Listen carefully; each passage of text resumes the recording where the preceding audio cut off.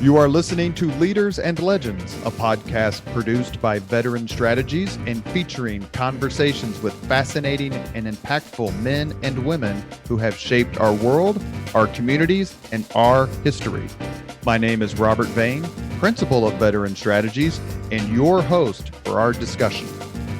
You are listening to Leaders and Legends, a podcast presented by Veteran Strategies, an Indiana-based public relations enterprise, and sponsored by Garmong Construction, Leaders and Legends LLC, the Grand Hall and Conference Center at Historic Union Station, the McGinley's Golden Ace Inn, and NFP, a national insurance broker with strong local content. Our podcast is featured on the All Indiana Podcast Network in partnership with Wish TV. You may find Leaders and Legends at allindianapodcastnetwork.com. Thinking of starting a podcast or need to host a public meeting? Let Leaders and Legends LLC be your partner as you look for new ways to communicate your message. Please contact Chris Spangle and me at leadersandlegends.net. As always, all our podcast interviews are dedicated to the legacy and generosity of P.E. McAllister. Our guests today are good friends. We're sitting here in the Wish TV studio having some old home week stories. Ken Owen is a trusted veteran communicator, having spent nearly 2 decades as a television anchor and reporter before joining his alma mater, DePaul University, as its chief external communicator. Today he is principal of KO Communications and Strategies, working with clients in business and higher education. He joins the many members of the DePaul Mafia to come on the Leaders and Legends podcast. Owen's award-winning TV career includes stints in Fort Wayne, Asheville, North Carolina. Did you broadcast from the house, Biltmore? No, but we actually broadcast out of an old mansion next to the Grove Park Inn. It was probably the best broadcast setting I've ever been in.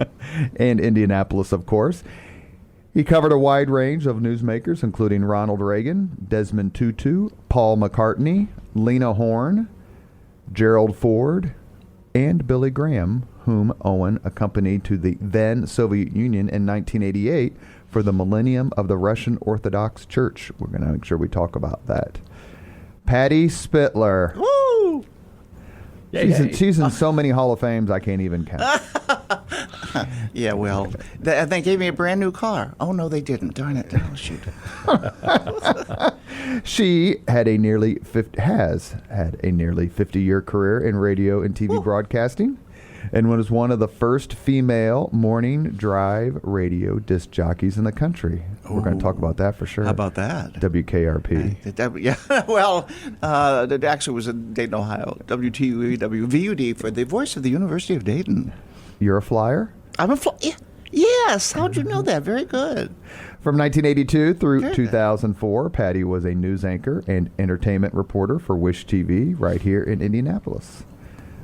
She has won an Emmy and has been nominated 17 times for her work at Wish and on independent shows, and has won the Indianapolis Star's Best Local TV Personality Award twice, where she beat out Ken Owen. Absolutely. In 2018, Patty received the state's highest broadcasting honor by being inducted into the Indiana Broadcasters Hall of Fame, and it was just announced she will be inducted into the 2023 Emmy Silver Circle for her lifetime award-winning TV journalism. And that's a big deal. Wow. You guys are a big deal. Wow. Patty's got me lapped. No, I feel like I should go to sleep now.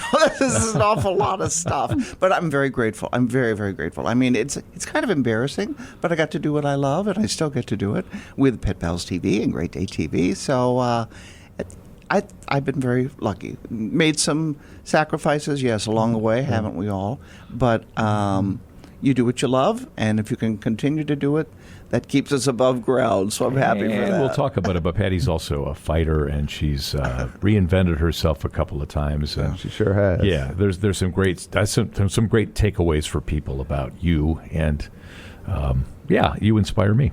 Really? I inspire you? Absolutely. I thought I perspired you, but it's Those are the old days when we used to move around. Remember the time when we were on set together and people thought that we were dating or something? So I came in Well, you dressed. kept goosing me.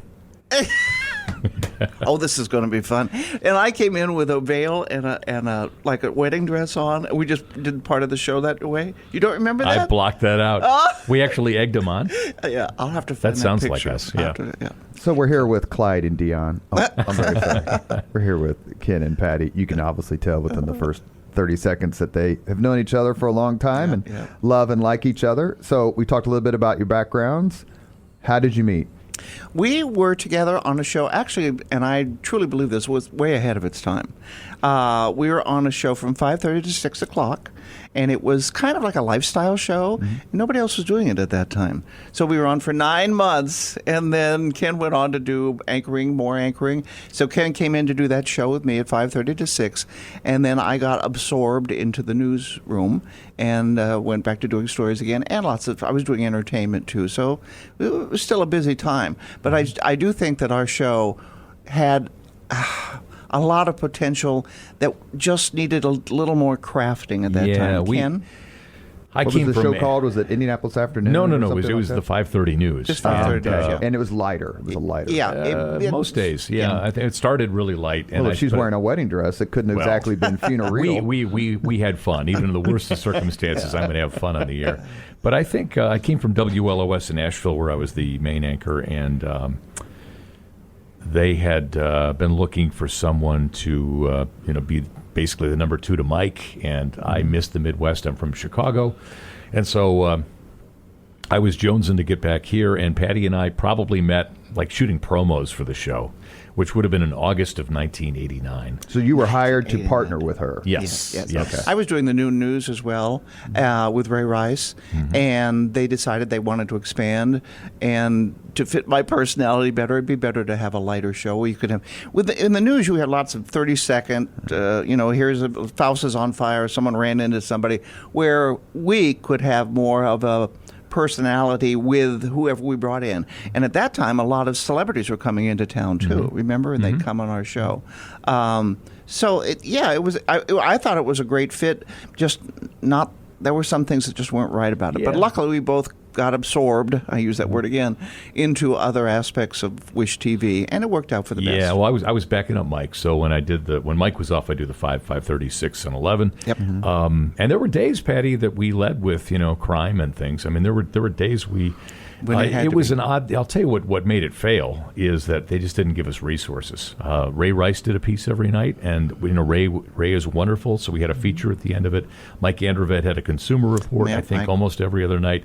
Debbie's health scene got moved to the 5:30, but it was kind of in some ways, it was a little aimless. I think we were just kind of that glue between the 5 and the 6, and they sold spots, and I think we actually even had a heavier spot load from 5:30 to 6. So it was a tricky thing. And the audience wasn't used to it at that time. They're like, "What is this? What's going on here?" What year was it? This 1989. 89. 89. And it probably lasted 2 years?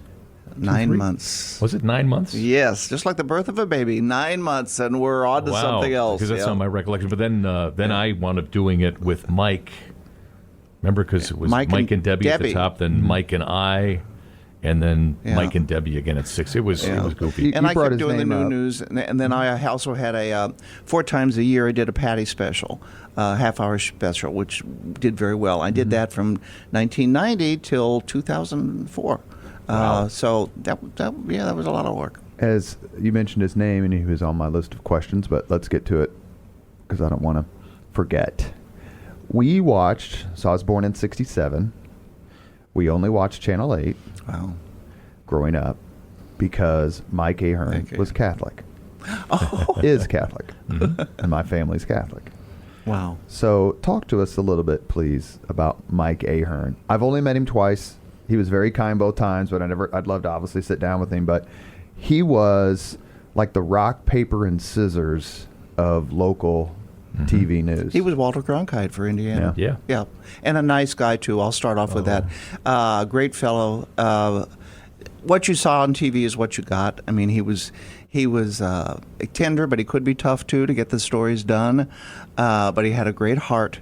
And he had a fabulous voice. You just felt comfortable watching him and felt like he was in control, but yet he wasn't pushy. So it was just, he was at the right time, at the right place. And a nice guy again. I'll end with that. Go ahead. Anchoring is a lot like quarterbacking, and Mike was very careful about when he kind of wielded his authority. He never made that authority too well known, but there were a few times I saw him, we can't cross that line, or we're not going to do that. He was great about that, but the thing about Mike was he had this incredible sense of humor. Oh, yes. And I'll tell you a story. Is this PG or PG-13? We're fine. Okay. We're fine. It's East Side Podcasting, so you know. Say what you say. Right down the hall here. It was it was the month of May, and it was 500 festival time, and our general manager, who was a wonderful guy, by the way. No, Paul Karpowitz. Was on the 500 Festival Committee, and Paul was, he was the best. The best. General manager ever. Yes. Lee was the news director. Right. Forgive me. And, Lee Giles. And I shouldn't short shrift Mike Fiorelli, who wound up running dispatch for a while. I worked for him in Asheville. He was also a great general manager. But 500 Festival time, Paul was on the board, and somehow we'd made this kind of crazy deal with the devil, where every day there'd be because Disney was sponsoring the 500 Festival. We had Disney stuff in the newscast right before weather every night. So we're in the break, and Mike and I are discussing, because we're going to come out and we're going to do a piece about Disney, and then Stan Wood's going to have the weather. I think Stan was still here at that point. Stan. Yeah. And Mike starts talking about, why are we doing this with Disney? I mean, they're a corporate entity. It's really not journalistic. And so we get into this, back and forth about it. Well, we come out of the break, and I've got, a graphic over my head. Children at Riley Children's Hospital had a wonderful guest today. Snow White visited. And I look over, and Mike is simulating an act. Act of mercy. At this point, the video's up. So I'm off camera, but reading a VO. Mike is over, doing with that elfin grin on his face, something that... Did you get it through?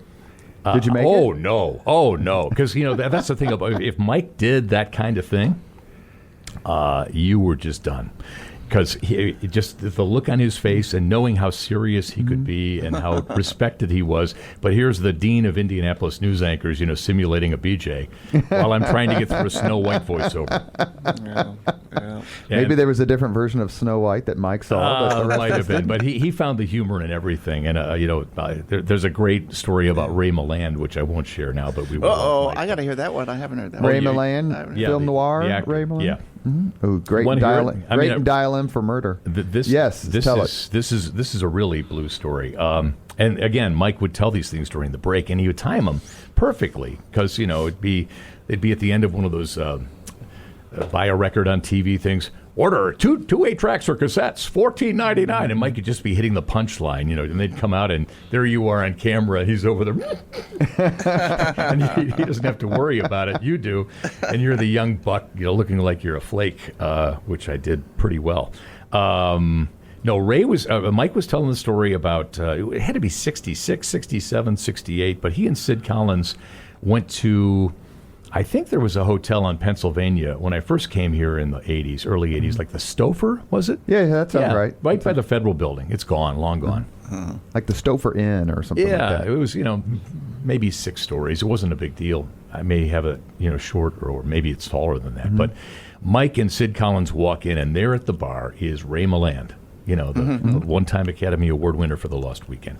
And if the folks listening won't get the full... but Mike actually goes into Ray Milland mode, and he's got his hands in front of him. He's at a bar. He's, just kind of mumbling to himself. And so Sid Collins, who is a big fan, walks up and says, Ray Milland, we're so happy you're here in Indianapolis. I loved you in The Lost Weekend. I loved you in this. I loved you. And Milland never looks up. He's looking down at his drink, which he's been looking down there for a long time, and he's had a few to look at. And anyway, Sid goes on for like 55 seconds, like, this is your life. We love you. It's great you're in Indianapolis. Milland never looks up. But finally, Sid stops, and Ray says, where the F's the P in this town? And you guys could fill in the blanks. But Mike used the actual words, so... And you go up to someone and hero worship them, and they give you the where that is the P in this town. And to hear Mike Ahern blurt that out, coming out of a break was just like another time that, that's why I'm not in television anymore. Mike just made me laugh too many times on camera. Something people probably know about Mike Ahern, too, is we should have Mike here about this.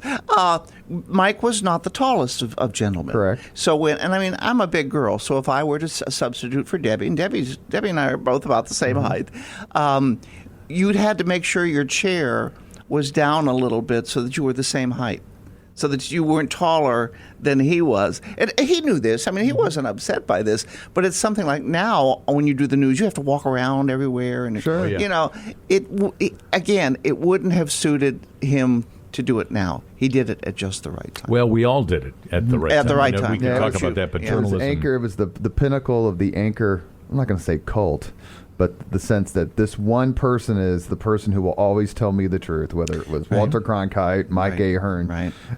We mentioned celebrities. Of course, we can't have a podcast with Patty Spitler without mentioning she has interviewed so many celebrities, which is my transition to her book. The book. She sent me a copy. It's wonderful. I read it like in a few hours. It's so funny. I'm glad. Patty Spitler with Rita Rose. Yes, Rita Rose worked for the Star 43 years. And this came about because we were going through during the pandemic, she'd come over and help me pick up dog poop and stuff. Oh, can you say fine. Poop on the air? Okay. Well, I think I beat you to that. It was dog poop. It's okay. And, we'd talk about something, and we went through my basement. I had these boxes, pictures and things I didn't even know I had. She goes, you need to write a book. I need to write a book. So I would tell her stories, and then she would write them down and send it back to me, and she calls it pattying them up. But she actually forced me to do this book, which I'm very proud of. I'm taking no money from it. Proceeds go to rescues and shelters. So there you go. The book is titled, and I'm going to ask you about your relative pronoun usage here. Go ahead. The dog who saved my life. Yes. Why who? Because we bantered about that, and some folks said, some of the publishers, something, you should say that. And then we kind of looked it up and decided that this dog was so much a part of my life, and it was like a human, so you can use the word who if you want to. It wasn't a that. He was a who. That was my Louie, my first Bernese Mountain Dog. I traveled so much I could not have a dog when I was working at Wish TV. I was working 7 days a week, 5 days here, on the road, catch a plane, L.A., New York, back Sunday night at midnight. Then back on the air again, 10 o'clock for a break here. So when I decided I had to quit because of hearing loss, Meniere's disease, I always say when fatal fire sounds like flat tire, it's time to get out of the news business. Because you've got to get it right the first time. Now when I do something, or if I do interviews with a celebrity, you're looking at them, it's one-on-one, but you have to take this thing out of your ear when you have hearing loss and put it's called an inner foldback, IFB, so you can hear the director or the producer saying, drop page 33, go over here. If you have a hearing aid in, then you can't hear Ken Owen next to you or Mike Ahern. You've got to have good hearing, and it's important if there's an accident or a shooting or something. Whereas with what I do now, I interview for a dog or something, is it Fifi or Fido? I can ask the question again. Plus, I don't have to hide it. Sure. Boy, that is amazing. And Pope Francis says dogs go to heaven. Oh, I didn't. Oh, so anyway, I got my dog Louie, went to the dog park, and for nearly 5 years, I was the dog park lady. People didn't say, aren't you Patty Spitler? Go tell me about your dog. And I realized now I was just getting myself set up for the next chapter of my life, which is when producer Jason Heath came to my back door, and I let him in, and he said, let's do a pet show. And I thought, well, okay, this will last about 6 months because independent programming is expensive. Right. And I also have to sell for it, too, which I enjoy. And then along came, it was Boomer TV, became Great Day TV. So I'm working on two independent that are connected to Wish TV, but still we're independent broadcasting. Pet Pals TV is up in 23 markets around the country, and Great Day TV is a statewide magazine-style format. So good news I get to do. Good news.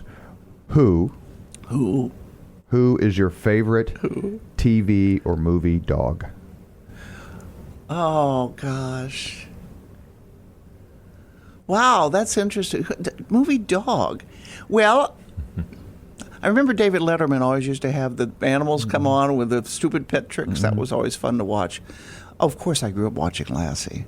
I mean, Lassie was, you just sit there and cry. I realize now that a lot of the things that I liked when I was a kid, Zorro, the Lone Ranger, all these things had animals in it. And I grew up, my dad had a dog, and I grew up, I got the first cat for the family. But I grew up with a dog named Duke, and he was, at that time, everybody had collies. He was a collie. So my parents loved Duke, I think, more than me. They'd feed us both milk bones. I got a picture of that. And then before that, though, real quickly, I don't remember him very well, but my dad had a dog. It was a chow chow named Sonny. And we lived next to, in Dayton, Ohio, my grandmother lived on one side, my dad's mom. And then we lived next door. And that time, you didn't have fences. You let the dogs out, and they'd go out. And she'd go out and call for Sonny. And she'd go, Sonny, come here, you son of a bee, because he would only respond that breed, now that I know more about it, chow chows tend to respond to one person better. He was my dad's dog. My dad never had a leash. He just walked and the dogs followed him. Clem was tough. Ken, do you have a favorite TV or movie dog? Or animal? I've never pondered such a thing. I mean, I love animals. These are tough questions, You got a kitty cat now. I got a kitty cat, and I've had cats and dogs, and I found what I thought was a baby squirrel in my garage writhing around last weekend. It turned out it was okay? I think it's still around, but it turns out it might have been a baby mouse. I took it to a wildlife rescue person, and I'm like feeding this thing with a bottle with a nipple on the end of it. And after you spend a weekend nursing a mouse back to health, I mean, I go out and buy mouse traps. What the heck am I doing? Moron. I love that. You mentioned talks about some Channel 8 folks, since so many of us grew up with them. I actually remember Jim Wilson when he did the sports. Mark Patrick, speaking of sports, he was such a phenomenal presence. He's so talented in the early 90s. I haven't seen him in a while. Love to get him on this podcast. He'd be great. We have several mutual friends. He has such a good sense of humor, such a fun sense of sports history. What was it like? What did he bring to Channel 8 that, no offense to Ed Harding or any of the other folks, because obviously I remember Chet Kopic. Oh, yeah. What did he bring to Channel 8 that wasn't there? Well, I think, Fred Khalil was here when I was here, and Freddie went on to Atlanta and he just recently retired. Just retired. Fred was a great guy. They all were. I mean, sports is one of those where you have to have a personality. Right. Yeah. Love them. I remember Mark Patrick told me that. Love you or hate you, they need to know your name. Yeah. And he's right. I think Mark brought to the sportscast what David Letterman brought to the weather on THR. Okay. Although, when he was at 13, which probably was then, it was still THR, but it was a different affiliation. Well, I remember when Channel 6 and Channel 13 flipped. Right. Went from ABC to NBC. Right. But I think that Mark was astute enough to know that sports fans wanted sports. They didn't want it watered down. But he found every occasion he could to throw humor into it, whether it was the Dick Ray, Iowa, Ken Owen Valley, and I mean everybody had a thing. Dirk Laennec, which Jay Leno stole that. Remember, he stole that bit. I liked it when he was trying to do Safer Out and would ask Debbie or somebody, Debbie Knox, on there, Safer Out. Before the actual call took place. And I found a tape the other day from 1987, Ed Harding doing the same thing. So, I think Mark was more definitive about it. And Debbie, you make the call. Franchise. Let's ask the franchise what he thinks. Yeah. But, he brought a lot of color to, I think there are a lot of people that, well, heck, today a lot of stations have a very truncated sportscast, if anything. So that's an indication that there is an element of the audience that just doesn't care. The game happened 12 hours ago, or you're recapping a Colts game from yesterday. Maybe you give a minute and a half, but Mark could find a way to bring in the person who didn't care about the games at all. And there's so many other ways to get your sports information. I mean, you could watch Pardon My Eruption and he had so much humor. Some of the things he did, and I don't know that he could do it now. I mean, I know that sense of taking those chances. You might be in trouble to do it now. Let's bring that time back. Debbie Knox. You both worked with her. She actually lived in Irvington, which is where I grew up. She lived Flover's Lane on the Parkway. Very, very nice. Couldn't have been nicer, as a matter of fact. Yeah. Love to have her on the podcast. She said she would do it. I just need to follow up. What was that like? Because, you're trying to pair, and that's at the time where, correct me if I'm wrong, there just weren't a lot of male-female pairings in the news business. Yep. Well, when I came into town to do Indianapolis Afternoon with Dick Wolfsey, she was doing the noon news. And then after that show went down, and Dick went on to do other things at other stations, then came back to Wish. But anyway, they wanted me to do the noon with Ray Rice. But when I first came here, I remember turning on the TV when I was in the hotel room waiting for my interview, and there was Debbie Knox on the noon news, and she was doing it by herself. Then they took her and paired her with Mike for the 5 o'clock, 6 o'clock, I think it was 6 o'clock, and then the 11 o'clock, which was sometimes at 10 o'clock. Remember that? Right. They'd do it earlier because of the time change. Mm-hmm. So, but she was always nice. We're still good friends. We have the same birth date. I think I'm like 3 hours older. Yeah. And, this is where you don't ask the follow-up. This is right. where you I don't get it. ask. Well, we were toddlers when we started. So, yeah. So anyway, we're still great friends. She's a wonderful lady, and I know things I shouldn't tell, so I won't. But she's just terrific. She's just terrific. I co-anchored hundreds of shows with her, and because whenever Mike was off, I was there, and Mike was off a lot because he'd been there a long time, so he had that right, which is good. But Debbie's the consummate pro, and yes. And the great thing about Debbie is, and it's not always true of co-anchors, she always had your back, and that made you have her back, and you really felt like you had an ally and someone that you could laugh with and joke with, but she always brought her A game. Here's what we're hearing, all of us, and hopefully you at home. We had a family. It wasn't, as you know, broadcasting can be pretty rough, and people are vying to move up or move on. And I give a lot of credit to that to the Lee Giles, too, our news director. Yeah. He treated us all like family. We may have had some personal problems, we may have gone through something, but he kept us all together. And for that reason, we appreciated each other. We loved each other, and it was, for me, it was a family. So he was right. I think Lee deserves a lot of credit for that. Absolutely. And I think the other thing is, you were talking earlier about the time you grew up in and we grew up in and worked, and it was a magical time to be in broadcasting because we'd come out of the golden age, where the station signed on. But we'd not yet, until Patty and I started that show, gotten to a point where there was the oversaturation of news. And what we had back then was there was appointment television. The news came on at 6 o'clock. You watched it. It was over by 6:30. You got your news. Yep. Maybe you stuck around for Walter Cronkite. But the day went on. And now, of course, it's wall to wall. Yeah. It's everywhere. It's on cable. It's on the internet. It's on the local stations have it hours and hours and hours. And how do the kids get their news? Here, let's pick up TikTok. Let me look at my iPhone. But I would say I know siloed. 20-years, they don't have TVs. They don't have TVs. No, but we're siloed. And what we had when we were growing up, and this is not a boast or anything, but there was a sense of a community that you only get now with the Super Bowl.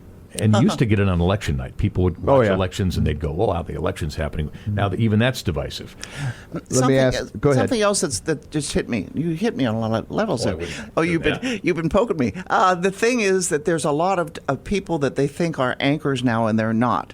They're TV personalities. Mm-hmm. If you go on Fox, MSNBC, these people, they're not Walter Cronkite. No. And they're espousing their views and the views maybe of the people around them.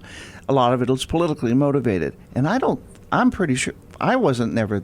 No, we weren't like that. We just did. Here's the news. Well, they're commentators. We had a story to throw to. Yeah. And the world would be a better place if all the cable networks went back to straight news. And by that I say, the president today had a news conference to talk about the war in wherever it is, and boom, go to the story. But unfortunately, it's a world of talking heads. And if you're watching, one brand of television, you get 3 guys from the left and 1 guy from the right, and the guys from the left always win. Flip it around on Fox News, and that's not informing anyone. That's basically reinforcing opinions. It's reinforcing the view of the person who's watching. And you can find something out there for everybody. It doesn't matter what your leaning is. But we all need facts. We all need to know what's happening on the ground. Yeah. Were you conscious of and I know the answer is yes, but I'm going to ask it so I could get a story or two. But conscious of the competition among stations? Forget Channel 4, God love them. But Doug, trying to think of the Doug Rafferty. Yes, Yeah. think of the anchor's name. He passed away a couple of years ago. Oh, that's very a shame. sadly, Man, yeah. Channel 4 was such a big partier growing up in Indianapolis. Yeah. Anyway, but among 6, 13, and 8, 13 always back then kind of seemed to be the third station, no offense. Mm-hmm. And you had Howard Caldwell, and then legend. Channel 6, Howe High School graduate, by the way. Oh, Great man. And so that 90s, Channel 6 kind of came into its own with Clyde and Dion. But for so much of the 70s and 80s, it was Channel 8. How aware were you of what other stations were doing and what other journalists were doing? Well, we were also CBS, which helped a great deal. In the 70s especially, yes, and 80s. Yeah, we were CBS the whole time. But we were pretty much number one, or at least the news was. The late news. Yeah. Yeah. So it wasn't until the 90s that we lapped Channel 6 at 5 and 6. And that was largely because we had really bad lead-ins. We had, the real stories of the Highway Patrol. I mean, these really third-rate reality shows that, and the demographics were not good. There were no women watching. But what would happen is every quarter, because I'd read that wall like a Bible every morning, we'd pick up every quarter hour. So people would gravitate toward us. But we definitely had, and Clyde and Dion are two of my best friends these days. We were competitors for years. We worked together for wonderful. Like 18 months. They're so wonderful. Great people. But we really wanted to kick their fannies. And the noon news, which I was on, we had double digits. It's number one. And why is that? Well, yes, we had wonderful people. Come on down. But we also had The Price is Right. And then coming up, there's a soap opera after. I mean, how can you not? You can't lose back to back. Plus, it was a half an hour. Now, let's look at that. I look at some of these folks that are here now working 4 in the morning until noon. Well, they break for Lifestyle Live, and then 11 to, and then till 10, and then the midday news is 11 to 12. 8-9 hours on the air? Oh my, I'd be exhausted. I'm glad I don't have to do that now. Think of the viewers. It's like a Turkish prison. You're strapped to a chair watching. Well, they don't watch the whole thing. But it is, it's unfortunately, we've gone away from news by appointment, and it's now it's 24/7, and I think that's the culture demands that. We want to get our snippet and get off. Things change. You are listening to Leaders and Legends, a podcast presented by Veteran Strategies, an Indiana-based public relations enterprise, and sponsored by Garmong Construction, Leaders and Legends LLC, the Grand Hall and Conference Center at Historic Union Station, the McGinley's Golden Ace Inn, and NFP, a national insurance broker with strong local content. Our guests today are Ken Owen, Patty Spitler, who have known each other for a few years. So I come out of my sponsor break and ask the same question of everybody, at least those who I interview in the Hoosier State.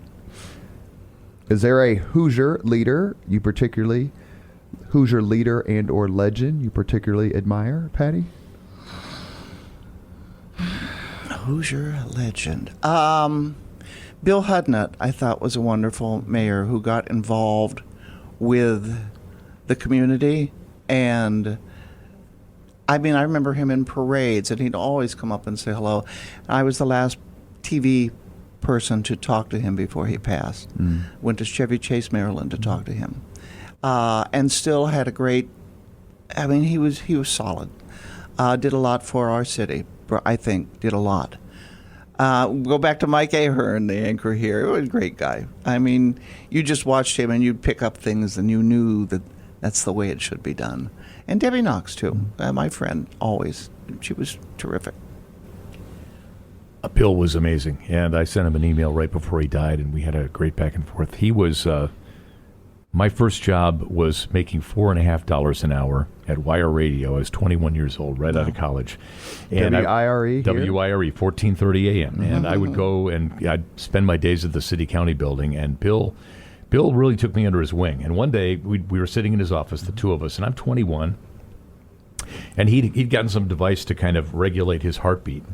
And he showed me, lifted his jacket, and he said, if I turn this dial up to 8, I get a hard-on. I'll never forget it. Yeah. And he was the funniest guy.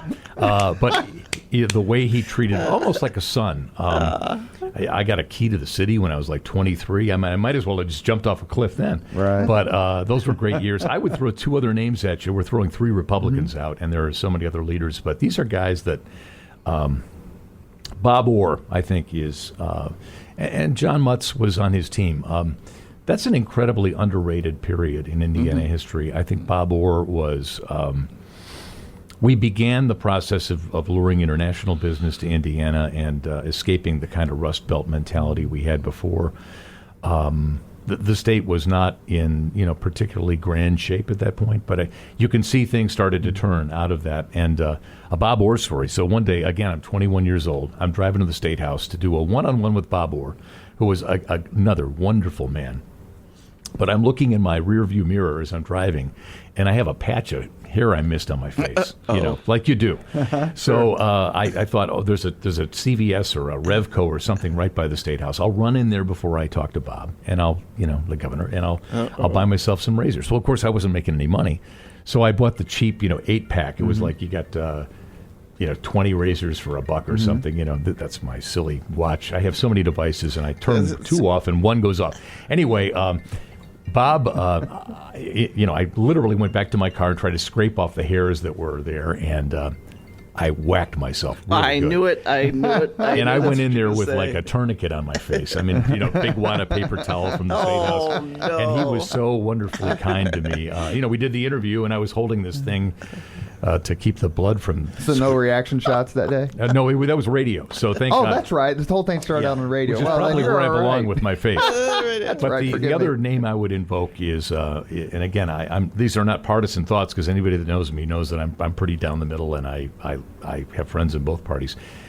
Mitch Daniels, really, I mean, and Evan Bayh to an extent, but to just.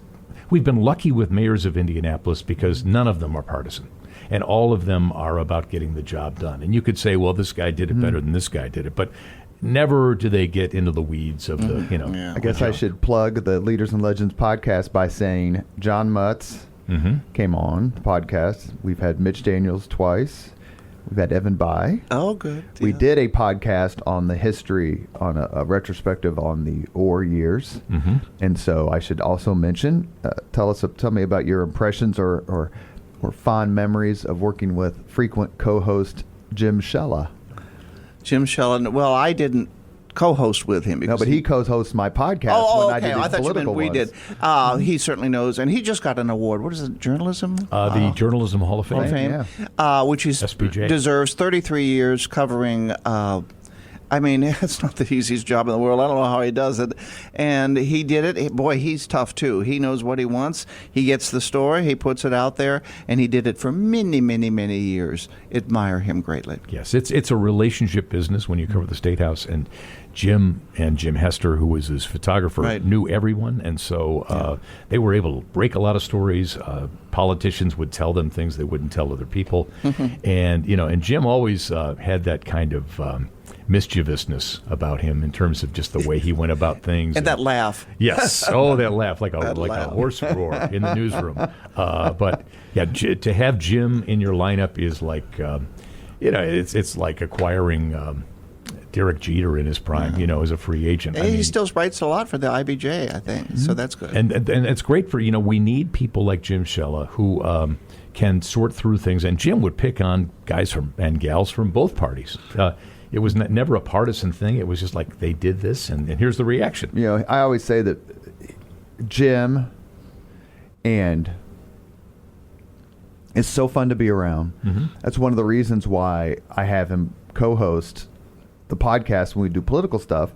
A, it makes it more fun, and B, he knows so much more than I do. Yeah, you can't get away with it. Like, when Evan Bayh came on, I was like, Jim, you got to do this with me. And he goes, well, I'm happy to do it, but you could do it on your... And I was like, I don't really know that much. Like, I was in the Army when Evan Bayh was elected, and then I was in college when, he went out of office in 96. And so you know him so much better. And if you're not being a snot and you care about the audience, you want to bring in a Jim Shella who then says, hey, guess what?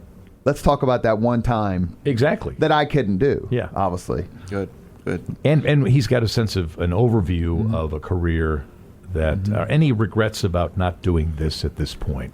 There was that moment Senator Bai when you were being considered as a front runner for the presidential nomination. That was I remember we talked about that. Yeah, and he came to DePaul in 2006 to give the commencement address, and there was national interest because everybody thought Evan Bai could be the Democratic nominee for president. So, yeah, and Jim can understand the windows and the moments that are critical to a person's development. I just thought of something. And speaking of politics, I don't often get to do a political story, but next week I'll be going to the governor's mansion to interview Henry, the little dog, because Henry had an ailment, and Janet Holcomb is going to talk to me about what he went through and try to help other people to know what they can do for their dog. It's Mini Schnauzer is Henry, who's wonderful. So I'll get to go back to the governor's mansion to talk to Henry. Do you two? I know I'm going to guess it's not the same, but do you have a favorite Indianapolis event you covered? Ken, go ahead this time. One of the first things I did was the National Sports Festival in 1982. Mm-hmm. Yes, and I think in many ways that was when the concept of Indianapolis as the amateur sports capital of the nation, if not the world, was birthed. I think that was a seminal moment for our city. I'd have to think harder about other things, but being a very young person, 21 years old, with an audio tape recorder slung over my shoulder, and watching the spectacle, which...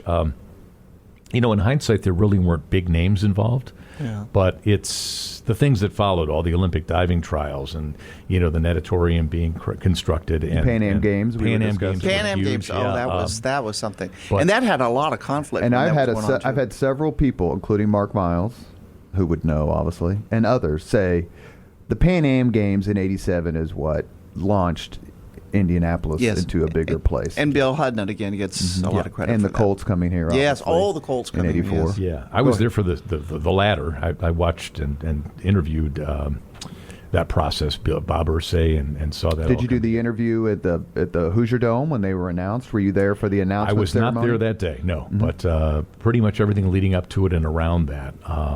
I was at Channel 59 at the time, if I've got that right, because Channel 59 stopped doing news in the summer of 1984. We just signed on in February. Right. We all got called in the news, the general manager's office. It was Chris Duffy, who used to be the GM at 13. He was a wonderful guy, but he started crying. his son. His son. Oh, give him my best. I mean, really, Chris was another guy, ex-Marine, just a guy that was just a really true-blooded, public servant broadcaster. Yeah. But he called me in, and I was 23, anchoring the evening news in Indianapolis. Had no right doing it. I had a David Bowie Let's Dance perm. I had no clue what I was doing, and he started crying. And he said, "Ken, you're going to find another job, so we're going to let you go. We've got to let a certain number of people go. We're going to stop doing news, and you can use our mail machine, the postage machine, anytime you want. You can use the studio." I hadn't saved a whit of videotape. But that was all happening around the time. The Colts, I think, were announced in the spring of '84, if I think back. Sounds about right. March maybe. But and I was actually with Bob Irsay, like his last public appearance, sat with him, and he was not in good shape. But those were amazing moments when you think back to Indianapolis's reputation. Wasn't here for the Pan Am Games, watched it from afar, but it's you don't have to explain what Indianapolis is. I think there was a time when you would travel and say, besides the Indianapolis 500, we do some other things too. Right. Well, Indianapolis was what they called us then. I was just thinking about a sports thing. I have a sports story. He used to come in here a lot to do interviews. Peyton Manning. And at that time, we now know Peyton loves to be on. He has his celebrity friends. He loves to be on. And at one time I was talking, I can't remember his name, one of his agent type things. He wanted to do movie reviews with me. Now, wouldn't that have changed everything? But things were starting to change here, and I could see that, with my hearing, it was time to go. So I pursued it a little bit, but then I let it go. But can you imagine Peyton Manning doing movie reviews? Would that have been something? That'd be a whole book right there. My thing was I'd work Monday through Friday, and Saturday morning I'd get up at 7:30 and go to Borders Bookshop up at Keystone at the Crossing. Because they had, it was wonderful, free refills on coffee. And so I'd sit and read the magazines, and I'd buy a few books and get a bag of CDs, and I'd be there for 4 hours. Wow. And then I'd either go next door to Cafe Patachou, or I'd go to Champs if it was noon, and, watch a game or something, get a sandwich, maybe have a beer. It was Saturday.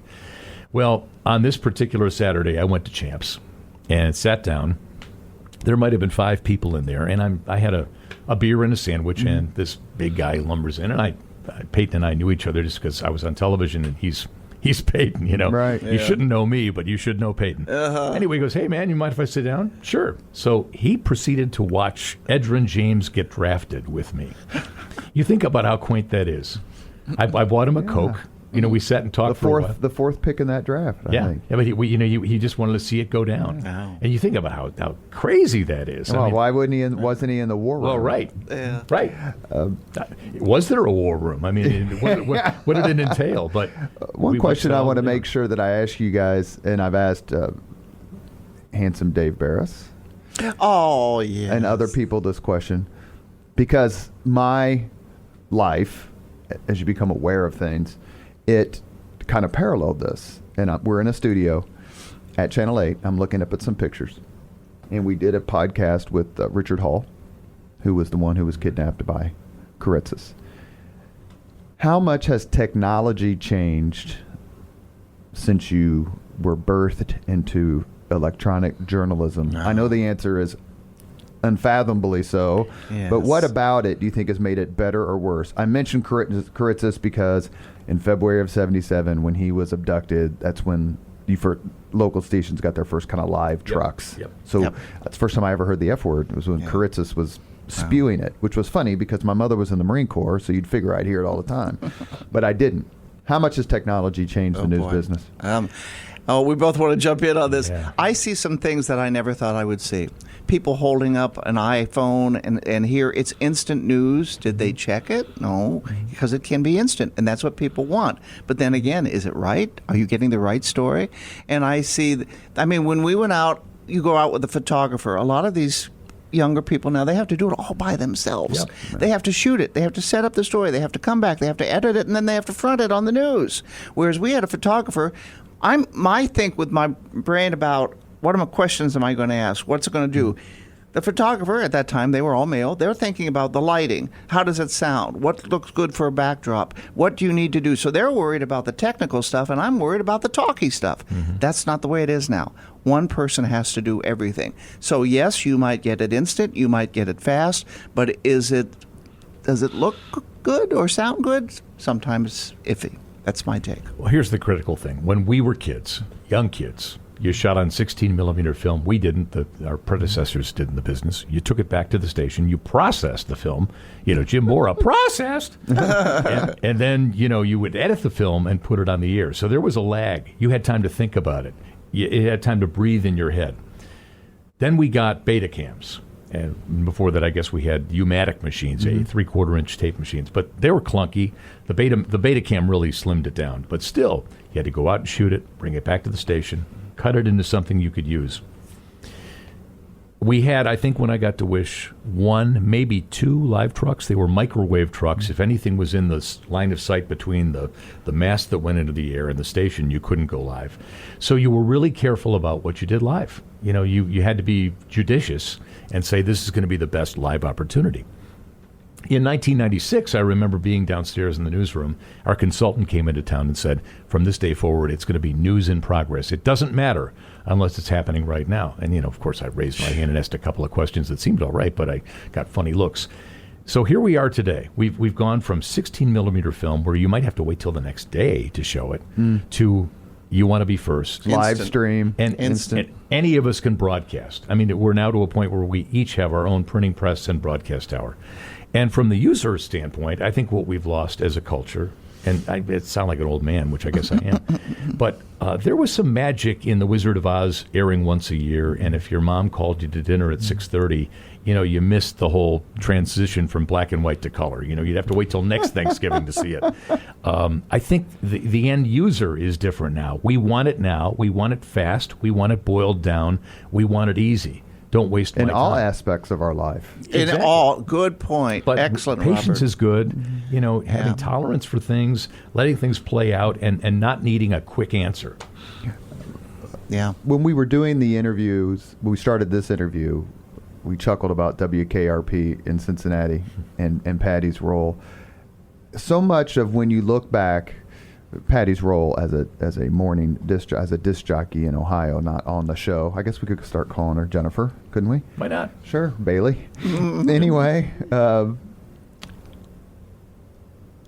when I read and watched in your Hall of Fame video about you being one of the first female disc jockeys in the country. In the morning. In the morning, yeah. right. They were putting them on. There was a night bird. There were several on in the evening. But morning is where, and the stations took a big chance because that's supposed to set up for the rest of the day. Yeah, but so I can't. You can't. I spent at least 30 seconds going, first in the country? Like in the morning? Have we come that far? Or and now it's unfathomable to me when you get to some of these first female or first African American, first Latino, whatever, and you're like going, the first? That wasn't that long ago. One of the first. They were, and even when you look back at the news then, they were mostly white males. Yeah. I mean, and you look at the news now and it's everything. Now, that's something good that we've done. I do think, and this is just me because I have severe hearing loss, I wish some folks would work on their voices some more. It's a little, when they're going so fast, and they're going, and I realize I want to do it fast, but slow down for those of us who need it, and I use closed captioning, and get off my lawn. No, that's an old person. The articulation. It's just, you need, yes. I mean, I worked on my voice. I did theater before that in high school and college, and then college started in radio, but I worked hard to enunciate and to get the message out because it was important then, and I still think it's important now. Again, that's part of history. We lose, we want it fast, we want it, and you lose things in the process. So, Patty has written this book with Rita Rose, The Dog Who Saved My Life. There are Louis. Terrific stories in it. So, here's your chance. Celebrity nice, celebrity mean. Who you got? Celebrity. Which one was nice? Nice? Like, this person was so nice. And which person was like just a complete diva or jerk? Well, which one do you want me to start with? Nice? Not so nice. What do you like? Your show. Nice, there's great. And actually, he's going to have they're going to do a documentary out on him now. Arnold Schwarzenegger was always nice. And at that time, he was doing the 80s and 90s. I interviewed him about once every 2 months. He was in every movie in the world. And he was so easy to do as far as you go, hi, Arnold, what are you working on? Boom, he'd go. And this is sponsored by Coca-Cola. And the other thing is, he'd always say, if I walked in with, those days I could wear a skirt or a dress, he'd say, oh, Patty, you look wonderful. If you wore pants, he didn't say anything. He didn't say anything good, but he didn't say anything bad.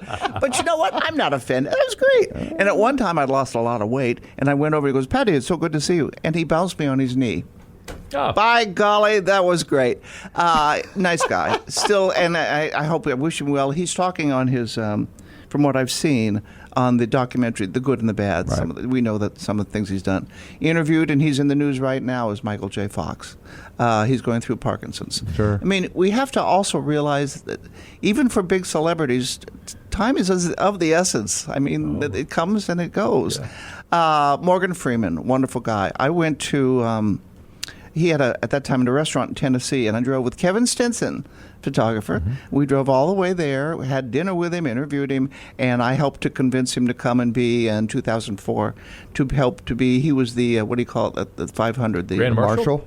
The lead driver. Yeah. Oh, the pace car driver. Pace car driver, yeah. Mm-hmm. So he came into he's wonderful. He has one of those, I'm a big voice fan, so he's got a big voice. Oh, yeah. He's all people who are kind of, we used the word before, let's use poopy. Tommy Lee Jones and he's one of those people that you should see him and appreciate him for what he can do on the air on movies. But when you interview him, he's a little tough. You can tell when you walk in. They don't do that anymore. There's something else they don't do. You walk into a room and you could tell how the demeanor of the folks in the room. You know, how's the cameraman? How's everybody? And everybody would just be real quiet with Tommy Lee Jones. Sylvester Stallone was always great. It's funny because when he would come, at the time it was the Four Seasons in L.A., and he would come in with a whole entourage of people around him and then go up. It was nice to me. And then when Arnold Schwarzenegger would come, he'd drive in, nobody with him, get out of the car, go in, and he'd shave. Speaking of shaving, with just dry shave? Just dry. Yeah. Oh, my gosh. Sandra Bullock's wonderful... Jamie Lee Curtis is in the news now. She was always terrific. Oscar winner. And some of these folks have lasted, and again, they go through their ups and downs just like we do. Well, I'm going to step in because I remember the story, Peter, Paul, and Mary. Remember that? She remembers. Give it up. So Mary Travers, who I think has passed away, so she can't get mad at us about this. Yes. Unless they have podcasts in heaven. You never know. She was here to be. They were here. Peter, Paul, and Mary. Wouldn't that be a God cast? Oh, also, Kiss came in. When Kiss came in, they did somewhat the same thing. Yeah. That's when they used to come in because there weren't podcasts, and they didn't do. So they came into the station, and they'd wait around the lobby, and sometimes we'd send go them upstairs. To the general managers like Really? conference room. Yeah, they go upstairs, and I wanted some food, and I remember I went out and got them some food. You got Mary Travers a tuna fish sandwich at Crawford's Deli. You remember all of that? Oh, yeah. And, that building never should have been raised. I drove in and thought, Crawford's ought to still be there. We walk over there for lunch. But she brought the tuna fish sandwich back. This is Patty's money, Patty's time. She gives it to Mary Travers, who sang Puff the Magic Dragon in 1794, whenever that was. Right. And didn't she smear it on the walls or something? They left that place a mess. I have never seen anything like it. I mean, we were all stunned. There was just throw it on the floor, or throw it out there. I mean, what? How? Why? Maybe she didn't like the sandwich, or maybe they didn't like the. But come on, have a little sense of heart, a little sense of style, a little. But this building, when Patty was doing her thing, in a madcap way, was crazy. I remember coming up from downstairs to get the mail one day, and Alan Parsons from the Alan Parsons Project, who's a big man, he's like 6'5", 6'6", was sitting there, waiting to come in for the noon show. Shirley Jones was down in our commissary. Oh, Shirley Jones. Which was just the dingiest thing in the world. Shirley Jones made us set her in a different locations because she has a good side and a bad side. And she wanted to make sure that and you did these things, to a point, but when they start demanding, and again, they were stars. They were big stars. Yeah, Shirley Jones. We were just news people, Sure. So some of them made some demands that they could get away with. Then who's the gal that did the puppets? Lamb Chop. Sherry Lewis. Sherry Lewis. She was asleep. She went into the makeup room, I remember, and I went in to see if she was okay to come in. She has her head down on the table. She fell asleep. She went. Lamb Chop snores. Did she tell you? Maybe that's it. But keeps you up all night. These are things that and that they can't do now because the stars generally don't do it, and they're not. As far as what I did with celebrity interviews, they won't do that again. Yeah. They won't spend thousands of dollars to send me or someone out to L.A. or New York. You know why? Let's Zoom. Yeah. Or the internet. Costs. Social media. They don't. That's how they reach. But it's not the same as sitting neck and neck, toe to toe with The Rock. We could have phoned this in, but seeing your reactions, seeing Patty's reactions, there's something about a live conversation. That's right. So when I do the podcast with folks here in the state or the city, I always try to get it in person. You can't always do it, but you try to because the interaction is so much more fun. When I Zoom folks, historians from overseas or New York or D.C. or whatever, then that's a completely different story. But it is more fun in person because of what you're saying. And it's interesting because I thought COVID would kill my podcast because you couldn't gather. And turns out that Zoom exponentially created opportunities for any podcast because now everyone knows how to Zoom. Yeah. Be careful though with when we talk about like some of the younger people. I know this because I work with NAMI, a National Alliance of Mental Illness, and some folks. A lot of kids, especially teenagers, are having trouble relating. They were in COVID. They couldn't go to school. Now they don't know if they want to go to school. They want to do Zoom. They want to do. So we're losing that interaction. I mean, I see you're blinking your eyes and shaking your head. You can't see that when you're, just typing away. Mental health has become a big concern. Critical. Critical. Good. Yeah. We have reached the point in the Leaders and Legends podcast where we ask the same 5 questions of all of our guests. 5 questions. So members of the news media do not get these questions in advance because I never got any questions in advance when I got lit up by Shella. Punk. You ready? All set. All right. What was your first job? We'll just go Ken and then Patty on each one. In broadcasting or in the world? In the world. Sizzler Steakhouse, Westmont, Illinois, 1977. $2.33 an hour, I think. Reich's Department Store, Dayton, Ohio. I was a senior in high school, so that would have been 1971, 72. And I sold bras. Next question. It's not too bad you guys couldn't have switched jobs. Ken, what was your first concert? Paul McCartney and Wings, 1976, Chicago Stadium. Oh, that is someplace. Kevin Finch is crying. First big concert, Chicago. And I remember, I've never been good on my feet. I remember I fell down the stairs. I was at Hara Arena in Dayton, Ohio, and I tripped down the stairs. Yeah, but they were good, Chicago. Two good ones, that's for sure. Yeah. If you could suggest any book for someone to read other than The Dog Who Saved My Life by Patty Spitler, which book would you recommend? I would say The Great Gatsby. I think the older I get, there's just a lot of really poignant stuff in there about, your relationship with the world, your relationship with yourself, assimilating, distancing. Jay Gatsby's a fascinating character to me. Charlotte's Web. It was one of the first books that I read. I remember crying. You're crying over a spider, but it translates and gives you empathy and sympathy for some of our smaller creatures. So there you go. Great answer. Because we're all looking to belong, is why I like Gatsby, and then that's his trouble. Number 4, if you could witness any event in history, be there in person as it happens, which event would you choose? Oh, these are tough. See what I had to put up with? Oh, these are tough. Witness any event. Well, I was at Disco Demolition Night at Comiskey Park. I wish I wasn't there. You're kidding me. No, I was there. Yeah.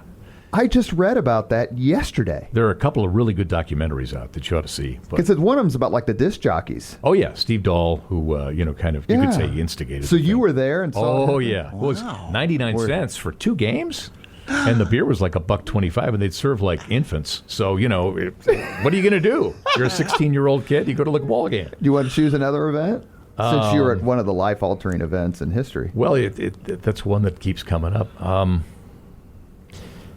Another one I was at that I'm inverting your question, okay. But the Oklahoma City bombing. You went there the next day? Yes, they flew me from the station, and I brought a couple of shirts, but we got in, and I'll just never forget. It haunts me to this day. I probably have some. April 19th of 95? It was 95, April of 95. Because that was Richard Lugar's announcement day. That's exactly right. That's exactly right. And I just will never forget these people, men, women, children, walking around the perimeter of the site with clutching photos and flowers and crying, hoping that at some point, and at this point it's been 18 hours since the building blew up, but hoping that they'd emerge from the rubble, or that someone would get some word that they heard a whimper. And it was the saddest thing in the world. I mean, and the senselessness of the act was one thing, but just to see the devastation it caused to people that had no relationship to the perpetrator, and just bad luck, that haunts me to this day.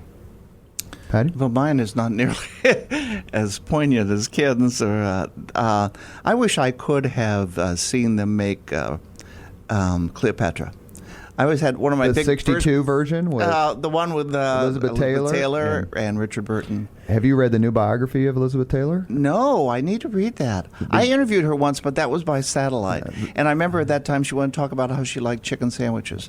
And they used to make fun on Saturday Night Live. Wasn't John Belushi? Yeah. So, but Richard Burton was one of my first crushes. I didn't even know what it was, and he, and then Yul Brynner. Oh my goodness. Oh, and Johnny Weissmuller. Johnny Weissmuller came to Dayton, Ohio when I was a kid, and they had, that was when he was selling, he was older, and they were selling pools. And I was so taken aback by just seeing him in person. I had to go and and told my parents to take me home. I was so scared. Was it his loincloth? What was it? No, he was all dressed, he was normal. He must have been near 70 then. I mean, he was older. But did he bring Marino Sullivan? There you go. But I remember him swinging through the trees with the monkey. And it was so cute. I will send you the podcast I did with Kate Anderson Brower. She wrote the latest biography of Elizabeth Taylor. Just came out in the last year or two. It's very, very, very good. Lots of Richard Burton. Last question. If you could have dinner with anyone living today, 2 hours off the record just to chat, whom would you choose? living today, and Ken cannot take Denny Sutherland to dinner. You have to choose someone else. Denny was right on the tip of my tongue. I know he was, which is why you have that caveat. This would... Todd Rundgren. Well, Todd Rundgren. I can see Todd Rundgren. That's my sister's favorite artist. We've got a long relationship. The podcast is always ready to talk. Well, Matter of fact, Todd Rundgren was getting ready to get on a plane to fly to whatever. My brother was the captain of that plane.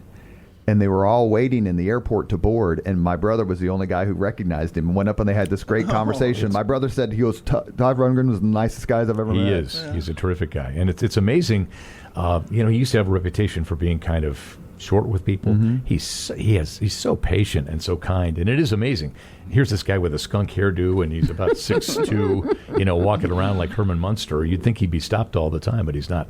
I would say, that answer would be different probably every 4 hours. The one that Paul McCartney is one that popped into my head. Sure. But I think, a seminal figure in our history who people don't think about. There was a great New York Times story about him maybe 3-4 years ago when his wife died. But Gary Hart, if you think back. Yeah. He ran McGovern's campaign in 1972. Yeah. And he very likely would have been our president.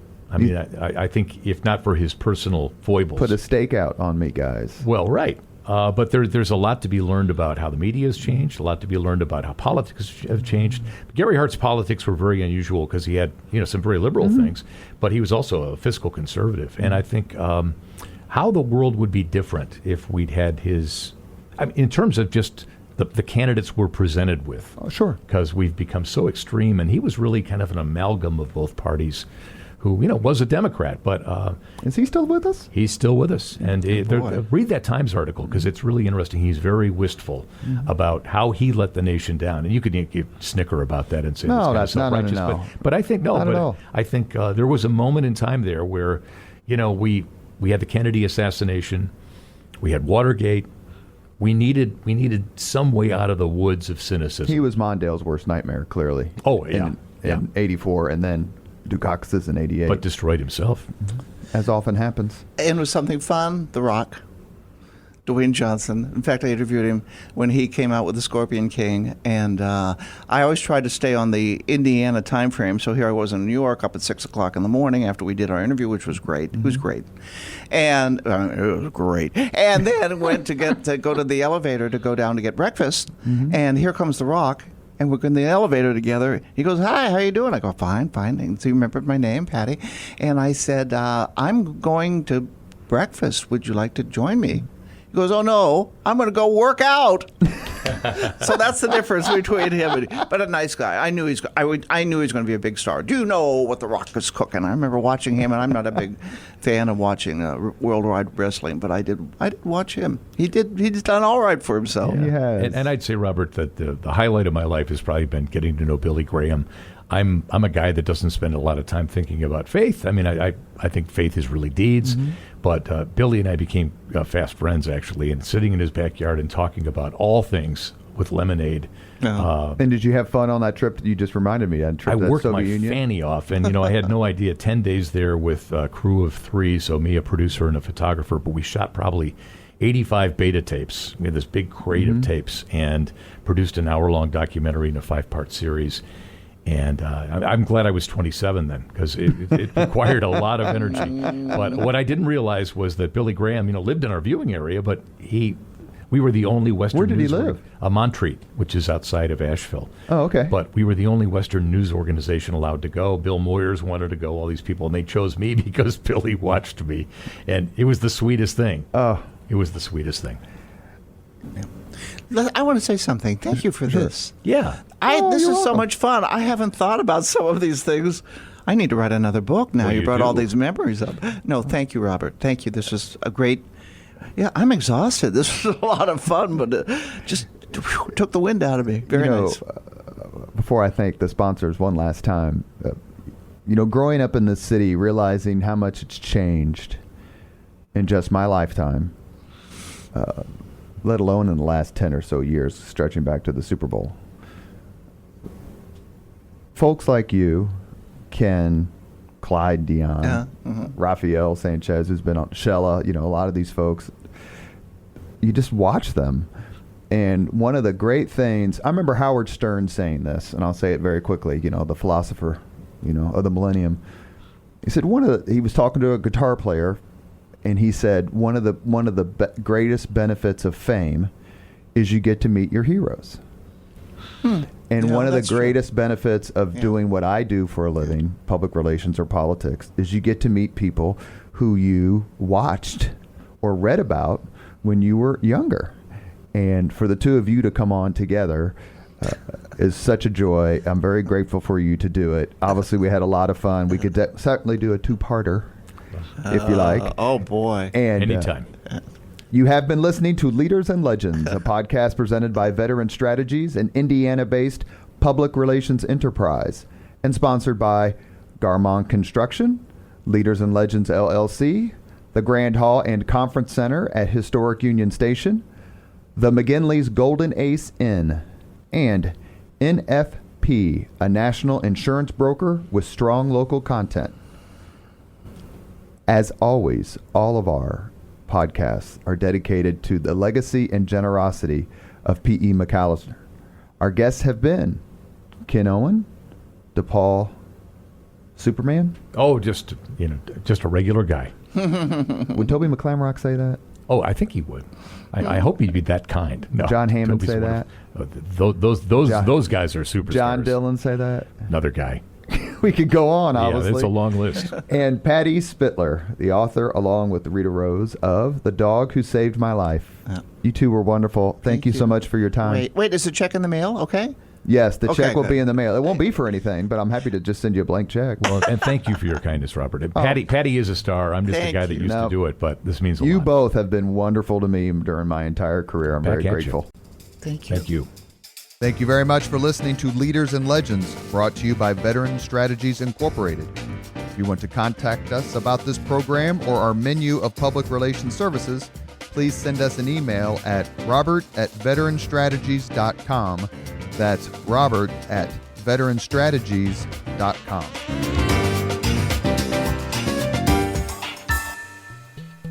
This podcast was produced and edited by Chris Spangle and Leaders and Legends LLC. If you're interested in starting a podcast or taking yours to the next level, please contact us at leadersandlegends.net.